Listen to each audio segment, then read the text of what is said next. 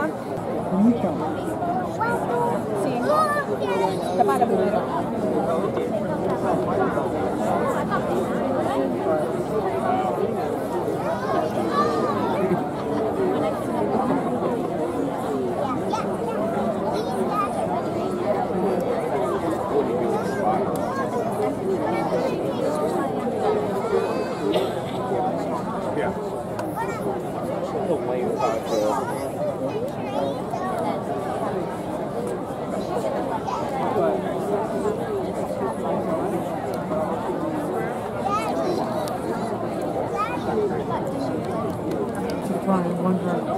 What's their rationale for saying sold out?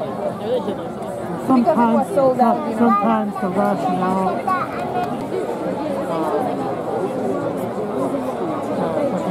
maybe a diamond is out of the wall something. What part of it? So you can sort of find the shading part, or it's not with the ball part, so you know, a lot of those ball parts. Familiar with American Ballet Theater or going to ballet? Great. Okay, cool. Great. So I'm going to just do, for those of you who aren't, I'm going to do a very short, quick little history of ABT. In 2020, we were about to celebrate our 80th anniversary. And then, of course, we all know what happened. Part of that celebration was rooted in trying to remind people that we started right here in New York. We are America's national company, if you will, but we're New York based. And we did our very, very first performances at a theater that no longer exists called the Center Theater, that is on the site where Rockefeller Center is now. And we had to really pivot and get inventive about how are we going to keep our artists whole and how are we going to stay creative. And then of course we realized, well, you know, it's not going to be live performances. But we figured out with a little cue from the NBA about doing bubbles.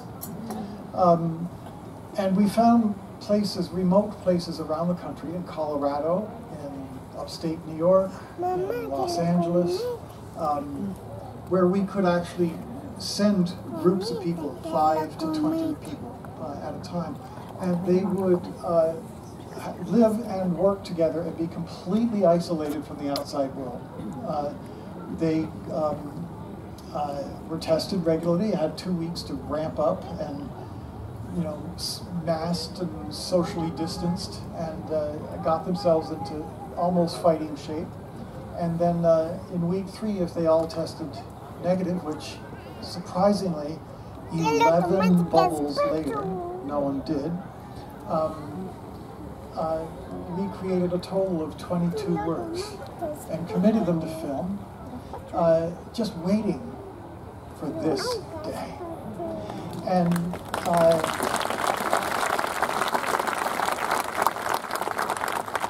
I was on Thursday night, I was in Lincoln, Nebraska, where we launched a bus and truck tour, where we're going to be doing a tour of 8 cities live with a group of 20 dancers.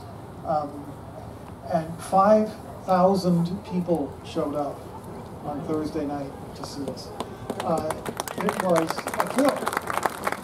But nothing is as thrilling as coming to your hometown and dancing for you all. And the thing that is a lovely poetic justice to the end of this, after having missed our 80th anniversary, is that we will end this tour at Rockefeller's.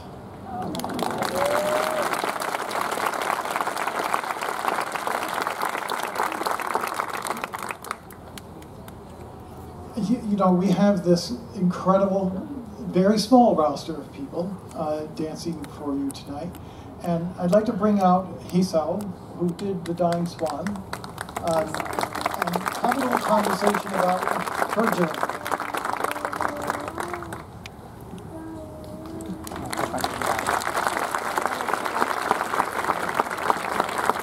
She looks a little different from sweats, but she doesn't.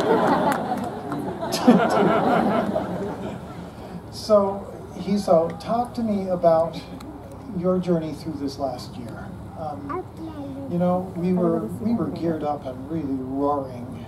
Had just done a world premiere of Alexei Radmansky's of Love and Rage, and it premiered it on the West Coast. And you know, the play was just starting, and we flew home and we were starting to hear about it, and suddenly it was like, ooh, maybe this next tour isn't going to happen. Did you have any inkling that it would? I mean, what went on your mind? What through your mind when you said we're not going to be doing the next 2 tour cities and we'll get back to it? Well, I'm originally from South Korea, and my parents and my family is still in Seoul, so I've heard how things are there, and they were much more aware of it in an earlier time. So when we came back, when I heard all the news and it might not happen, I think, you know, and it was the day that ABT closed down was March 13th, I remember, because it was my birthday, it was Friday, and I was like, okay, I'm so ready to go home and party all throughout the whole weekend, and that was it. I mean, I partied for a long time. But what I miss the most is annually we're having a season at Metropolitan Opera House, and that's our celebrated season. We do lots of ballet, lots of classical ballet, and we missed the 2 seasons already, so it's heartbreaking. But coming to New York and outdoor stage, which today actually I didn't think that it's actually going to happen because of the rain. It all cleared up, and I got to dance Swan by the water, so it was really, really, really beautiful experience for me today.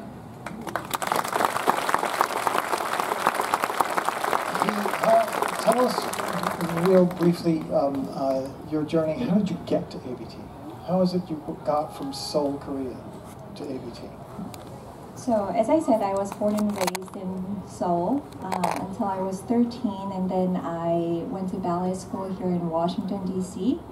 And then I did a few competitions, and I was good, so I got awarded. And then that opened a door for me. And many people ask me, out of all the great ballet companies, why did you choose ABT? And Kevin often said, how he described American Ballet Theater is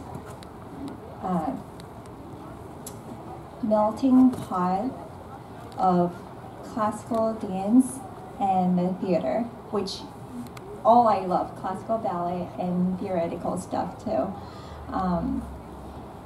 So when I got an offer from ABT, there was no question for me to question twice, and when I got a job here, it was really dreams come true. And most fascinating thing for me is when people ask me, when did you know when you want to be a professional ballet dancer?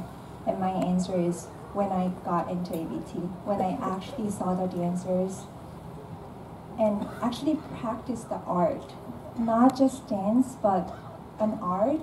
And I've never seen anything so beautiful. So that's how I end up being in ABT from Korea.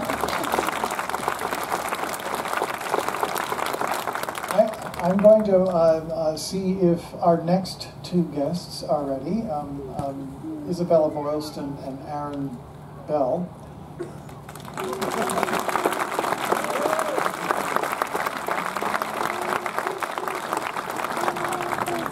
See, if I was a real talk show host, I would be there so that I could see them all. Ping ball. So, Bella, talk to me about how it is that you came to ABT. All right, I'm still catching my breath after that last piece, and I just first want to say thank you all so much for being here. This is my first time performing on a stage in New York since the beginning of the pandemic, and it's very moving. to be here with all of you. So thank you so much. Anyways, I am from a small town in Idaho, a little ski town, and my dad's actually a musician. He's a drummer. He played rock and roll and country, and when I was a kid, I would just be like a baby in a bar, basically, hearing him play. And I think it was really the rhythm and musicality that first drew me to dance. And my mom just signed me up for some classes at the local rec center. And I eventually did go to a boarding school. Sorry, I don't mean to ignore you all over here. I did attend a boarding school for ballet because there wasn't like a high enough level of training for classical ballet where I lived. No offense, it's a great place. But after my junior year of high school, I was invited to join the junior company of American Ballet Theater. But my parents, not knowing anything about the world of ballet, were very insistent that I finish high school, and I was furious because my dream was to be an ABT, but I did finish, and after that, fortunately, the spot was still open for me, and I've been dancing in New York ever since. Let's get the bios out of the way. So, Aaron, your journey. So my dad is Navy, he's a commander in the Navy, so we kind of bounced around every 3 years. I was born near Washington, D.C., and then moved to Washington State for a while, and that's actually where I started my training when I was 4. And then from there we went to Pennsylvania for two to 3 years, then Italy for 4 years. That's where I got probably the bulk of my training. That's where I grew the most, probably. Came back, didn't really know what to do training-wise for a year and a half, so I was privately trained in the city here. And I realized I was kind of lacking in some critical skills like partnering, because I've been privately trained, taking like adult classes with 70-year-old ladies and stuff for most of my training. So I got an offer to studio company when I was 14, and you know, that was 2 hours a day of technique class and an hour of pas de deux, which was perfect for me. So I did that for 2.5 years and then joined the company. And aren't we lucky? So I'm going to just do one of those little short answer, in as few words as you could possibly answer this. What is it that makes you want to dance? Okay, well, I don't know. I think dance is just one of the most natural things in the world. Like, babies dance when they hear music. It's not something you need to be taught. And so dance is inside of every single one of us. And ballet is just like a very, I guess, I don't know, complicated extension of that. But I think all the same naturalness that you find when you just want to move your body when you hear music is within ballet. And also, I honestly think I need to dance, as corny as that sounds. I just can't imagine not doing it. He, just on a variation of that, why ballet in specific? I love classic ballet, and I think my mission as an American Ballet Theater principal dancer is to preserve the classic, and I love that serving the art using my body, and that's why ballet.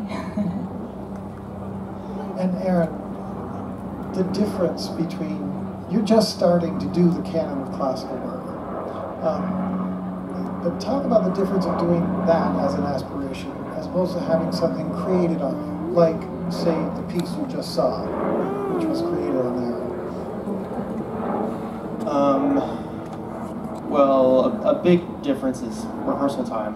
A lot of the time, when you're having a piece created on you, you're in the studio 4 or 5 hours a day, pretty much just experimenting until things click with the choreographer. So it can be much harder, sometimes a little bit tedious, but you get pieces like this, so it's worth it. And when it comes to learning ballets that are already created, one thing I love is now we get to watch videos of it. I think, you know, back in the day it used to be taught by someone that used to do it, but now we get to watch videos of professional dancers that are amazing, so you get distracted by that a little bit sometimes and forget to learn the choreography. But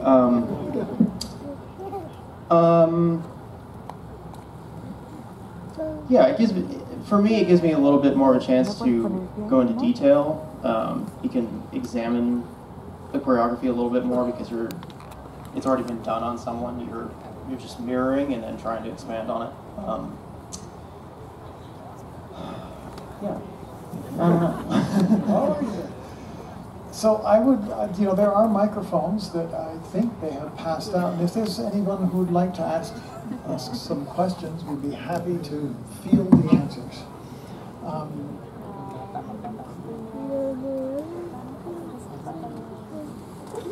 Hello. Can I ask a general question? Sure. Oh, there you are. Can you explain, because I've always wondered, the difference between ballet and modern dance? And are you doing some of each? Are you mixing them and matching them? And That's such a good question.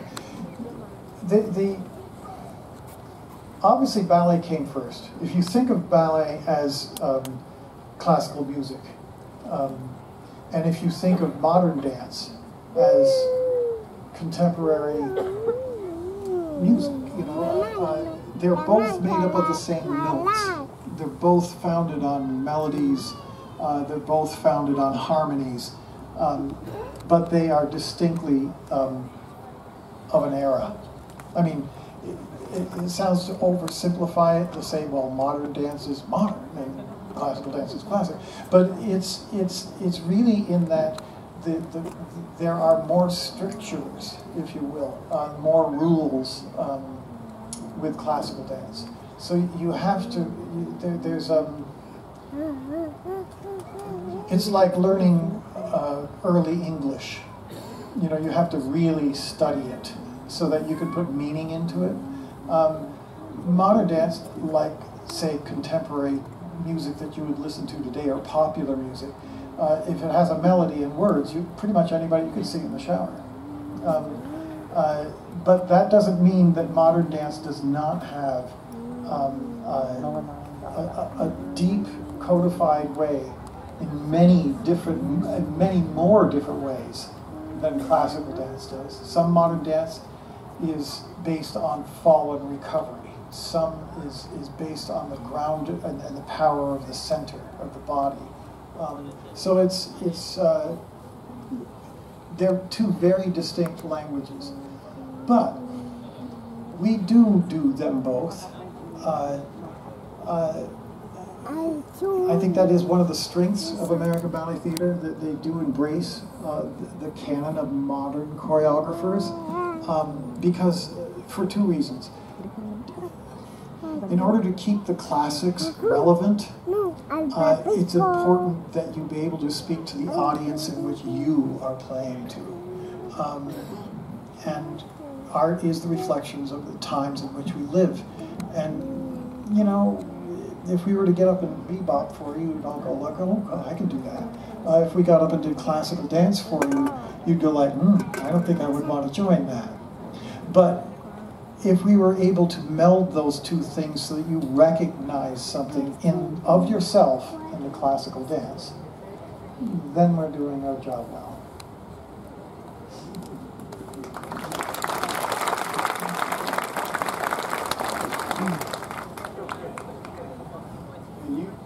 Can you describe as best you can what it's like to create for example, the modern dance to the, I think it was Tony Bennett's singing.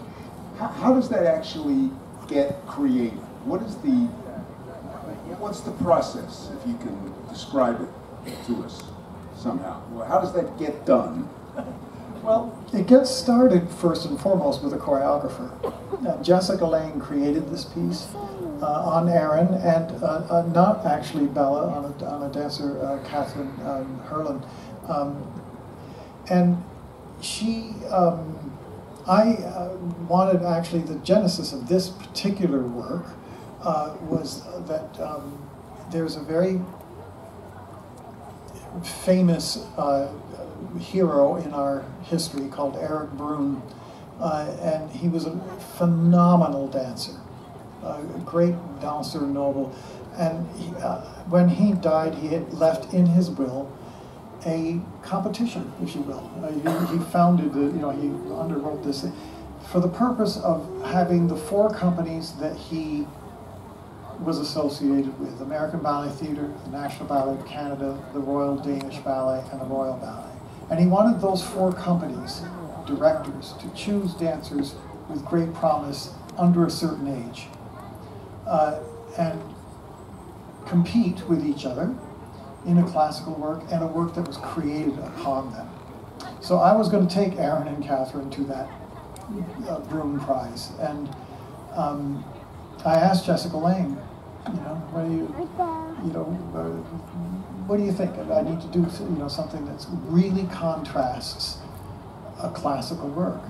And she had just finished doing a ballet to one of Tony Bennett's works, and had a real relationship with him, developed it. And she's wanted to expound on that, and I thought, what a cool idea, let's go with that. And ultimately, Jessica has a background that is probably a little more rooted in modern dance than classical ballet, but she's incredibly facile in how to work with ballet dancers. And the result of it was really, I think Aaron was there in the room. He could probably speak to it, but when I came into the room, the first thing I noticed was that she had picked up on an ability between the 2 of them to have a musical, they're very different movers, but musically they were like twins. They heard the same thing, and the nuance of the music, and that's really what drove her, that's what she explored throughout the creative process. Follow up briefly.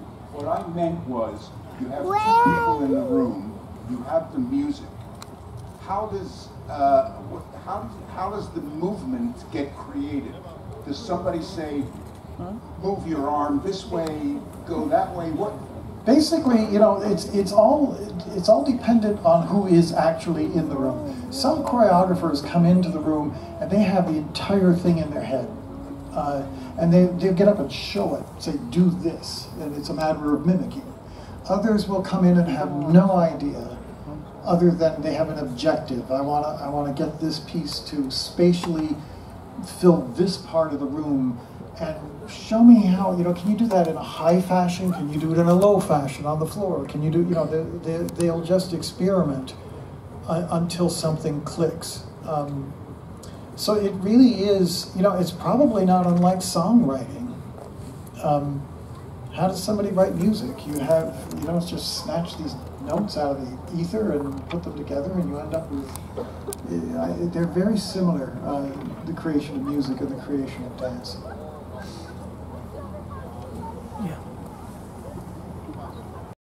What was the inspiration behind these different pieces? Like all the different dances, what was the inspiration? The pretty broad range here. The first one that he danced is by Michal Fokine, and was done in 1909 or 10. Yeah, but it was done a long time ago. And he was the first choreographer from a classical idiom to actually create, as far as we know, the first real abstract ballet called Les Sylphies. It wasn't really a story about anything, it was a situation. And this work is similar to that. It's not Swan Lake, it's to Camille Sasson's Carnival of Animals. That particular song is called The Swan. And he just did the study of, based on the vocabulary of Petitpas's Swan Lake as an abstraction. Interestingly, all these pieces are abstractions, because the next one is simply the relationship of two people, you know, and it's completely ambiguous as to what is the motivation, but what one reads into it is a yearning and a need to be close to one another. And then, on a similar vein, the next piece is by a choreographer called Alexei Radmansky. It is an abstract depiction of the music, but it was inspired by the music. The music is Scarlatti, and there's a series of letters that were written that he wrote in his own diary that this music inspired by. And Alexei just saw, he has a very unique way of telling a narrative, and he believes, I think, as the famous Balanchine quote, that there really is no such thing as abstraction. When you get two people on the stage, there's a relationship. So it's what you make of it.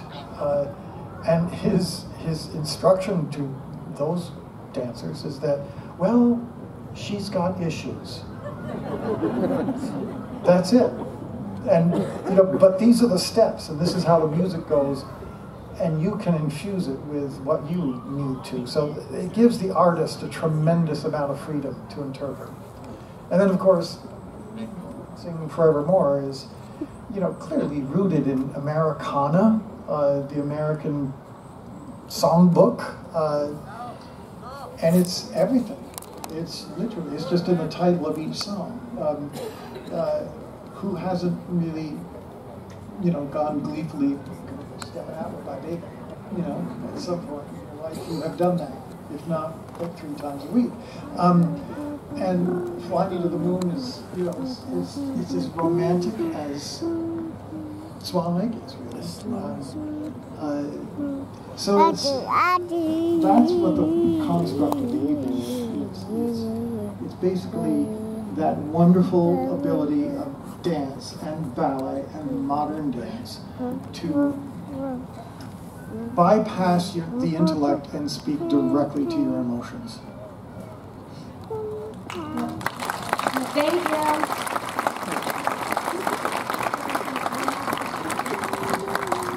First of all, it was so deeply moving and satisfying to see you tonight. I mean, on behalf of people who love dance, and I know so many are here probably tonight, it was just fabulous, and thank you so much.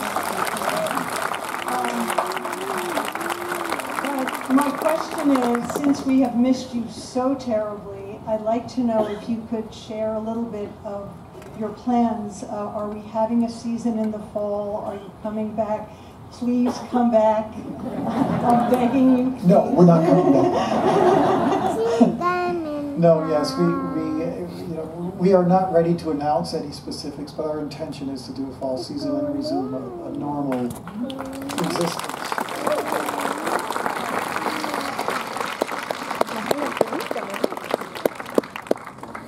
So, with that, I think we may have talked you out. And I want to thank you for coming. And I can't tell you, you know, I know what it feels like for you to sit there because I was sitting up there with you. And, but I think it might be hard for some of you to imagine what it means to these artists. This was an art form that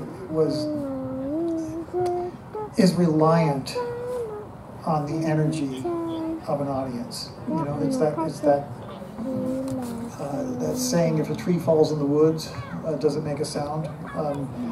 You know, I am privileged that I can be in a rehearsal room with these fabulous artists, and sometimes I get distracted thinking, God, I'm getting a prior performance here, you know, but they don't get the completion of their work without the energy that's palpable from the fourth wall.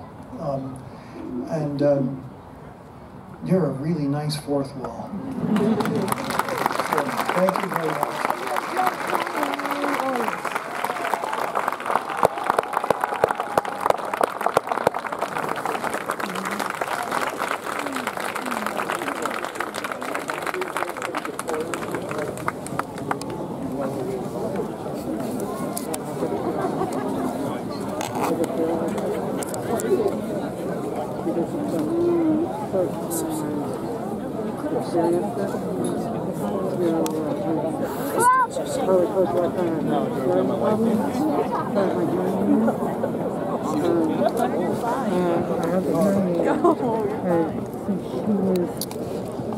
Your singing of the song, where this one turned up more, this is the bad one. Even though I could hear that, I was listening to it. Well, we'll see. Probably not the number.